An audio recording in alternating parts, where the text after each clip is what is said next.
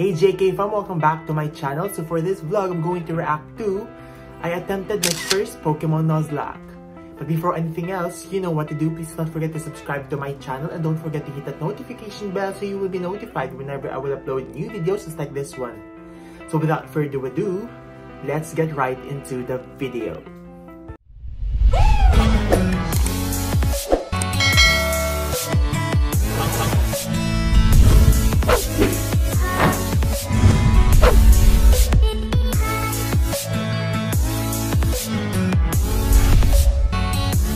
So let's begin, guys. Play. Within the Pokemon community, there's a set of self-imposed rules you can add to the games to make them more challenging, called a Pokemon Nuzlocke. You can only catch the first Pokemon you run into per route. If a Pokemon faints, it dies, and you can't use it anymore. And you have to nickname your Pokemon to get more attached to them. That means if you aren't careful, you can technically lose a Pokemon game under those conditions. I've wanted to do a Nuzlocke for the longest time. I started a couple in the past, but never actually got to finish any because busy. But today's the day that all changes. I decided to make a video on my first full attempt at a Pokemon Ruby Nuzlocke. Let's see how it went. Let's see. After breaking free from the back of the moving truck my mom stuffed me in and introducing myself to the neighbor Brendan, the kid that I always thought was a monkey said that he heard screaming up ahead. Professor Birch is getting mauled by a level 2 Poochyena, so I let his Torchic out and she scratches the crap out of it. He gifts me Torchic for rescuing him and I name her Teriyaki, my first Pokemon. Walking up the route more, I run into Brendan, who challenges me to a battle, where Teriyaki proceeds to also scratch the crap out of his Mudkip. Good job, Teriyaki. 2 for 2. Doing great. Professor Birch gives me 5 Pokeballs, and the Nuzlocke has officially started. I walked back up to catch my first Pokemon and ran into a Zigzagoon. Alright, not the best, but I can work with this. You know, I think we're gonna have a really awesome adventure. Dude, so Teriyaki one-shotted Zigzagoon with a critical hit scratch, but whatever. Contain your murder a little bit, alright, guy? Route 102 is right around the corner, and that's where I was able to catch Pokemon. I also used this before, this little chick, but I forgot the name. After watching the weird kid Wally struggle to catch his first Pokemon, I continued on to Route 104 and found a little Talo in the grass. Aggressive and screams and hungry? Oh yeah. I know your name. In Petalburg Forest, a Team Magma grunt jumps some random professor, so Ari and Teriyaki peck his eyes out. Oh, hello, Shroomish. I'm gonna name you Onion. I make it to Rustboro, and while getting ready to take on Roxanne's gym, Teriyaki kills another Zigzagoon I was about to catch. What's your problem with Zigzagoons, dude? But it turned out alright, because she also ended up evolving. Onion was able to destroy Roxanne with ease, and we got our first gym badge. Exiting the gym, we catch a glance that Team Magma is up to no good again. Something about the scorching earth or something. And this old man exclaims that they stole his Pico. Oh. Here's your dog. Also, you're coming with me. The mayor thanks me by turning me into his errand boy, and I arrive in Dewford to give a letter to Stephen. Alright, what do we got? Oh. Ugh. I don't know what Pokemon it is. Chomps. After finding Steven, it was time to take on Brawly, the next gym leader. Ari's a stone-cold killer and easily earned MVP in that fight. Things were going well. 2 badges in, and the team is looking good. On my way to the next city, I caught a tentacle on the beach. Squidward. And after beating Team Magma and Brendan again in Slateport, it was time again to get ready for the gym battle with Watson. But as I was fighting some trainers, Chomps the Mawile got electrocuted a bit too hard and was killed. Jaiden, let's battle. I want to show you how strong I am. Actually, the last Pokemon series that I've watched is Diamond and Pearl. You're not allowed to fight in I don't know if I'm correct. That edition. You can just wait outside. While battling the gym trainers, Onion evolved into Breloom, and together with Teriyaki, they were able to get another victory. Now we were riding high. 3 gym badges in and no main casualties. With our massive confidence, we decided to take on the Winstraight family's challenge of beating all their family members. I had Squidward out front to get him some experience, but we ran into some troubles with Grandma. Oh god, it's gonna do a high jump kick. We can take him out, but I need a clean switch first.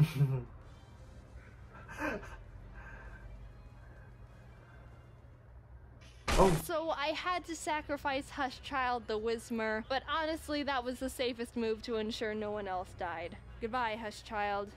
You might be missed. While we were heading to Fall Arbor, fighting some trainers, Ari evolved. Oh, look at my big bird. Oh, look at you. We were almost to town, but we had to get through the sooty grass on 113. Oh. Oh, jeez. Alright, Barf, get in there with the rest of them. I walked into Meteor Falls to see Team Aqua and Team Magma arguing about water and rocks. Can I go? So get over here.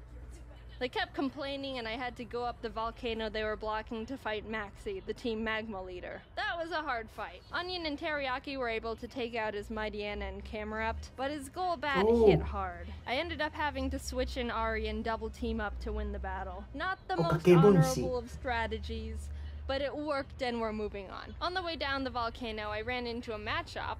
Oh, hello there, Chad. What? You're a female? Did I stutter? We arrived in Level Ridge Town and started getting through Flannery's gym. During that time, Squidward was almost killed by a Fury swiping Kecleon. Fury swipes. Oh, Gecko. Oh my gosh, that does a lot of damage. Stop! Oh. But when it came time to battle, he pulled his weight and more. Honestly, with the team, there wasn't much I could have done to Flannery's fire Pokemon, but Squidward came in clutch by learning Bubble Beam, and it was all over for her. Badge 4, under our belt. Brendan met up with us outside the gym to give us goggles so we could walk in the sandstorms. I found a claw fossil, and Anorith was born. I didn't know what to name it, so my friend named him Gary. Now it was time for the 5th gym. After some training, Chad evolved into Machoke, and the team was leveled up. I started the battle with Ari, and after realizing I was in trouble... Oh. Yeah, that doesn't do a lot of damage. Oh. I managed to squeak by with more double teams. Ari was barely able to take out the first slacking, so when the second, stronger one came out, I knew I had to use a different strategy. Yeah. I brought out Onion to leech seed it and try and get more chip damage in, which worked, but he was also killed by Slacking's Facade, which I thought he could take. Chad was able to finish off the rest of the fight, but that was the first death that actually hurt. I'm not crying. Oh. Someone's just chopping onions in here. But with every down, there's an up. And Corn stepped up and was ready to fill Onion's spot. While passing through Mauville again, Watson asked us to help him turn off the city's generator. And while down there, I found a Magnemite. Oh. You want to First come batch with? of Pokemon, Magnemite. Okay. Magnemite. We kept on our way, catching Spurky the Electrike, and while fighting some trainers, Corn survived 2 very close calls. He took a Swords Dance boosted Fury Cutter by Ninjask, and a misclick from me, which resulted in him tanking a wing attack from a Tailo. No. Oh. Corn, no! Oh. Dude, Corn, I'm so sorry. You're such a trooper. Good news is Squidward evolved while training, so that's neat. We arrived in Fortree City, and this was a gym I was really nervous about. Not only did we not have a good team to take on a flying-type gym, but Winona's Altaria is notorious for sweeping teams if she sets up too many dragon dances. I went to the grass to train up the team, and the worst happened. Corn was killed by Pin Missile from a Zigzagoon. Wait, no. Stop. Oh. Corn, no, Corn! You monster, how could you do this? Is this why you kept trying to kill all the Zigzagoons? I want to think that Corn sacrificed himself because he knew we were at too much of a disadvantage going into Winona's gym, and by opening up a space, we could get the type advantage we needed to stand a chance. With a heavy heart, I brought Zip Zap Zop the Magnemite to the team, and realized how much more grinding I was gonna have to do. I had to fight so many Merrills to get Zip Zap Zop on par with the rest of the team. You want to know how many? The move Thunderbolt can be used 15 times before it runs out, and I had to go back to the Pokemon Center almost 6 separate times to refill it, meaning Zip Zap Zop killed more than 80 Meryl that were living in that lake. Marilu in Winona led with Japanese. Swallow, which Zip Zap Zop was able to take out. But she immediately brought out Altaria, which made me very scared because I know she's got Earthquake on that thing. I didn't have a clean switch, and I knew no one on the team could take 2 hits from this Cloud Bird. So I ultimately decided that I'd have to have Zip Zap Zop paralyze it in exchange for his death. Goodbye, Zip Zap Zop. You weren't here for long, but your efforts will not be in vain. Oh my god! Oh. Somehow Zip Zap Zop lived the earthquake on 2 HP like a mad lad.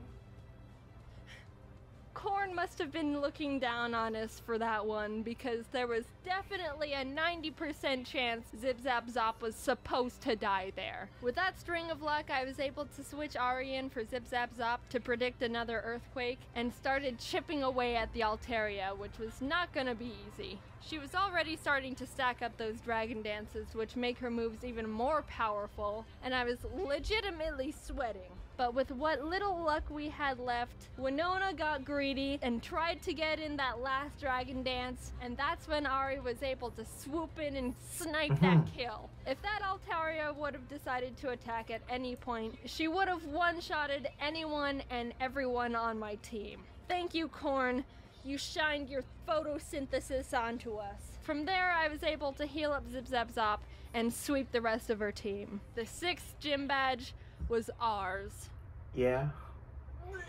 Outside the Safari Zone, I found a Duskull I was able to catch. I tried to have Gary on the team since resurrecting him from the dirt, but he honestly has like no moves that do damage, so I decided to replace him with Sin. We arrived in Lily Cove and I tried fishing on the beach for a Pokemon, but Chad punched the Whalmer I reeled up too hard and killed it. We stormed Team Magma's base, and while trying to get the Master Ball they've got on the ground, an Electrode exploded and almost killed Chad, which was uncalled for. After beating their admin, they escaped into a submarine, and I went on to fight the next gym. Tate and Liza were the first double battle gym leaders, and I didn't realize until too late that I was just a tad underleveled for them.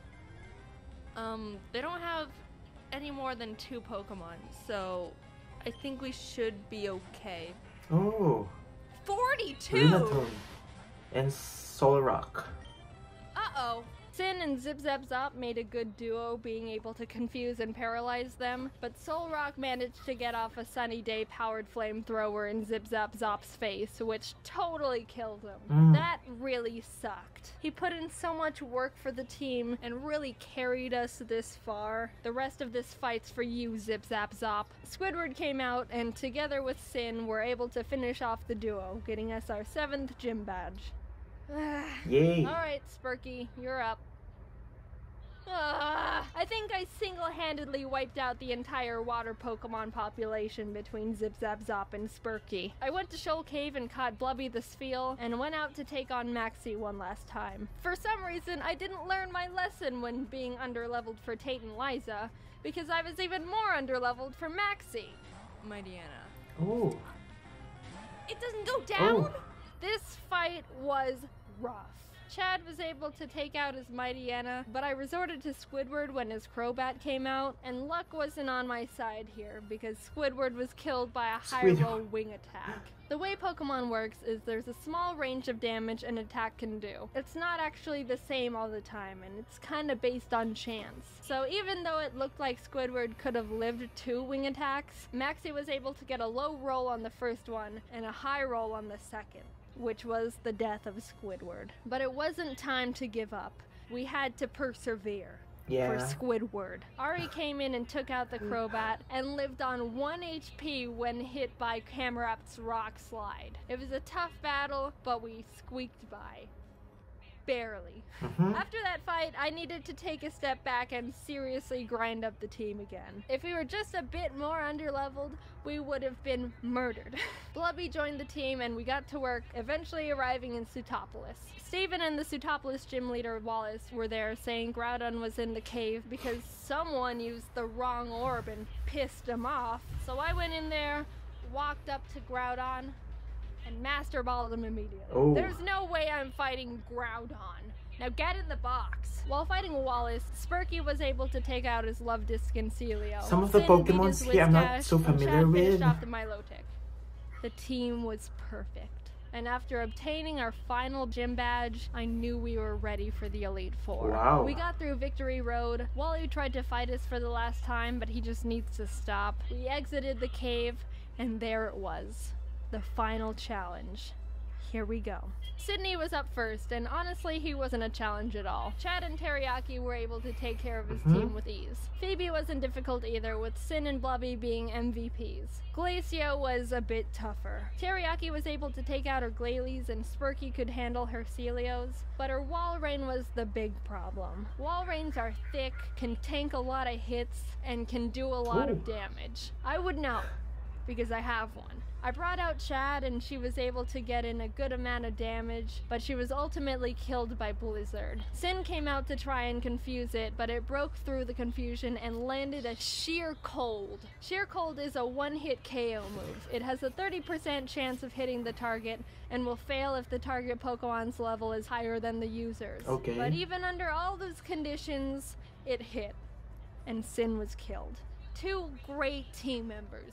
Down and out. Chad was with us for so long and pulled so much weight, and Sin got us through some really tough battles. Even with those losses, we were able to finish Glacia off and move on to the final Elite Four member, Drake. Drake's got a tough team, but we've got a Blubby, and she wanted revenge for her fallen comrades. She ice beamed every single one of Drake's Pokemon. Just a straight up massacre. And with that, it was on to the last battle. Okay. Steven's last Stone. battle. I was legitimately nervous. I led with Spurky to take out his Skarmory as quick as possible, and Blubby was able to take out his Claydol and Aggron, but then came his Metagross. This might be the end. Metagross is Steven's strongest Pokemon, so I needed to hinder it as much as I could before it started doing serious damage. I knew his Metagross had Earthquake, which would definitely take out most of my team, so I had to have Spurky Kamikaze to get a paralysis off. Blubby came out again, and after a lot of hard work, finally beat the Metagross by spamming Surf. Teriyaki was able to finish his Cradily, and his final Pokemon was Armaldo, Gary's final revenge for getting booted from the team. I brought out Blubby because Teriyaki was pretty weakened, and after realizing she gets two-shotted by him, I knew she was gonna have to die. So with a heavy heart, Blubby pulled off her last Surf, getting Armaldo in the red, and was killed. Teriyaki, the Pokemon who's been with us from the start, who's seen her friends die in front of her, the OG, refused to let any more murder happen. Onion, Corn, Zip Zap Zop, Squidward, Chad, Sin, Spurky, Blubby. Their zeros and ones won't go down in vain. One good kick to the head, and we did it. We completed the Pokemon Ruby Nuzlocke. Wow. Teriyaki and Ari were the only survivors, Hall but of the Fame. whole team put in a lot of work to get us to number one. A cheers to the true Mad Lads. Oh, there you go. And that's it, guys. Thank you so much, guys, for watching. And I really enjoyed watching the I first attempted my first Pokemon Nuzlocke by Jaidenanimations. And for more, please do subscribe to my channel and don't forget to hit like, comment, and share this video.